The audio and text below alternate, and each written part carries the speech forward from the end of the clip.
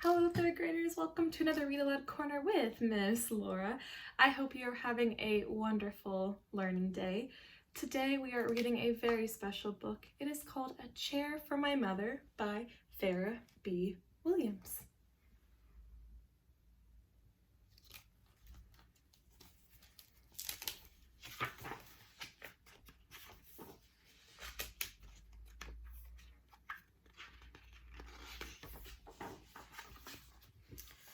My mother works as a waitress in the Blue Tile Diner.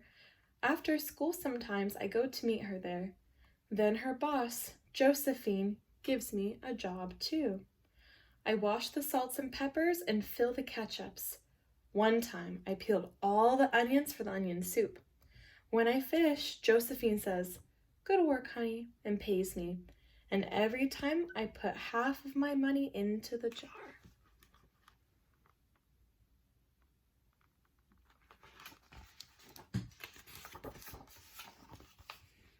It takes a long time to fill a jar this big.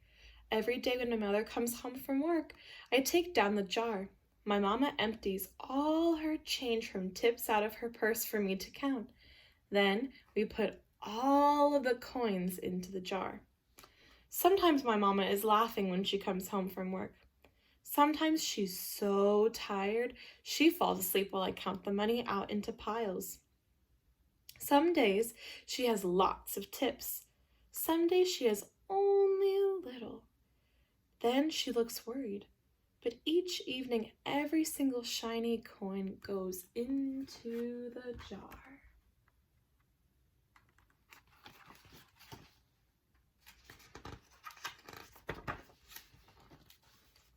We sit in the kitchen to count the tips.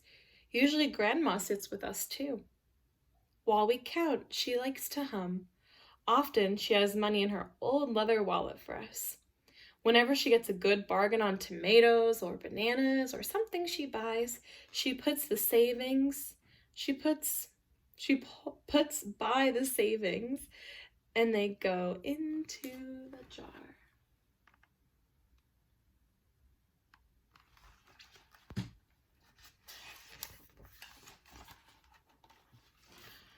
When we can't get a single other coin into the jar, we are going to take out all of the money and go buy a chair.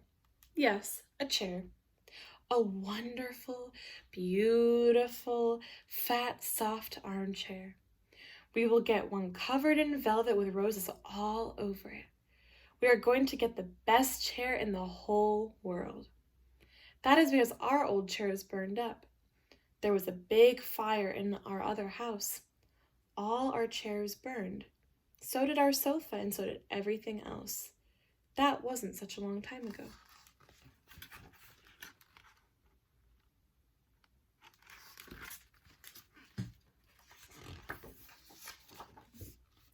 My mother and I were coming home from buying new shoes. I had new sandals. She had new pumps. Pumps are kind of like heels. We were walking to our house from the bus. We were looking at everyone's tulips. She was saying she liked red tulips, and I was saying I liked yellow ones. Then we came to our block.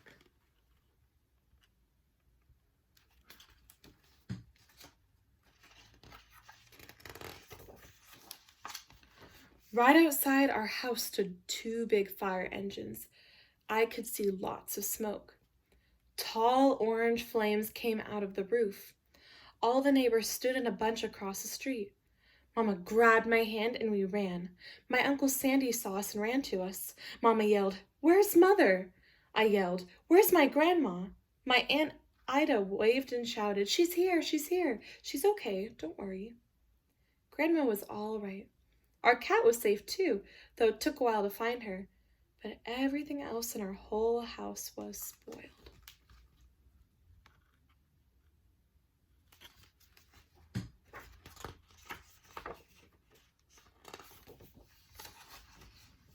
What was left of the house was turned to charcoal and ashes. We went to stay with my mother's sister, Aunt Ida, and Uncle Sandy. Then we were able to move into the apartment downstairs. We painted the walls yellow. The floors were all shiny, but the rooms were very empty.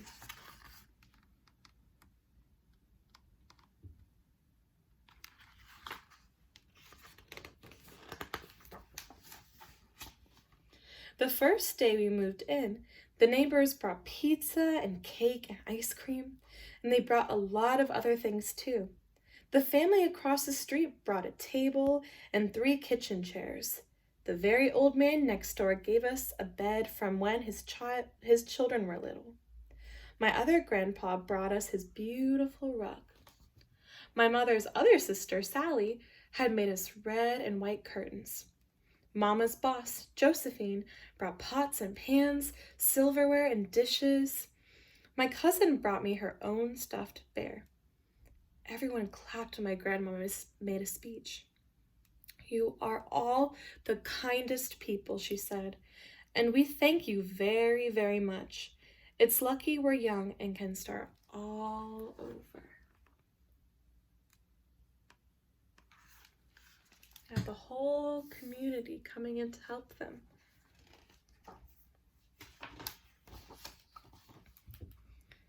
That was last year. We still have no sofa and no big chairs. When Mama comes home, her feet hurt. "There's no good place for me to take a load off my feet," she says.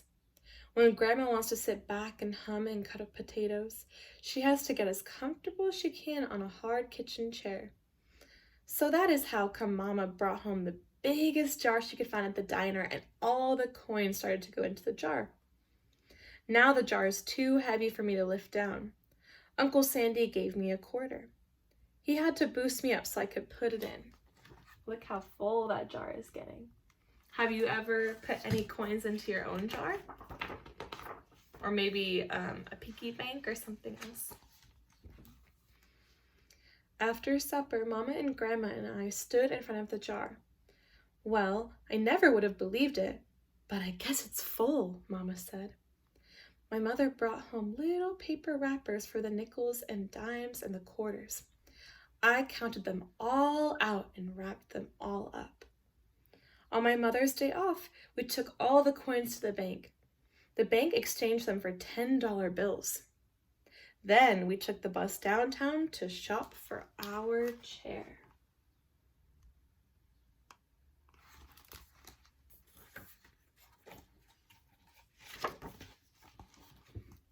We shopped through 4 furniture stores. We tried out big chairs and smaller ones, high chairs and low chairs, soft chairs and harder ones. Grandma said she felt like Goldilocks and the 3 bears trying out all the chairs.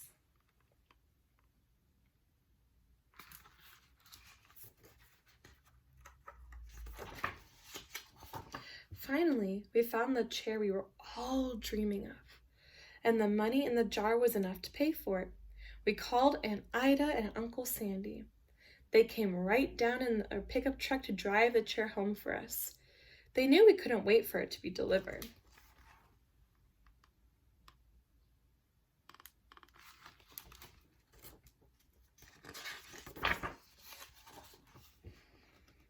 I tried out our chair in the back of the truck. Mama wouldn't let me sit there while we drove, but they let me sit in it while they carried it up to the door.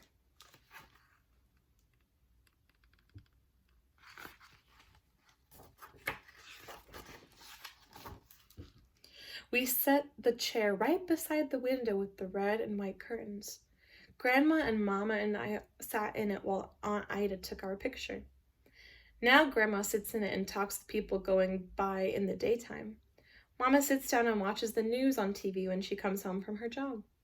After supper, I sit with her and she can reach right up and turn out the light if I fall asleep in her lap. And there's her new chair.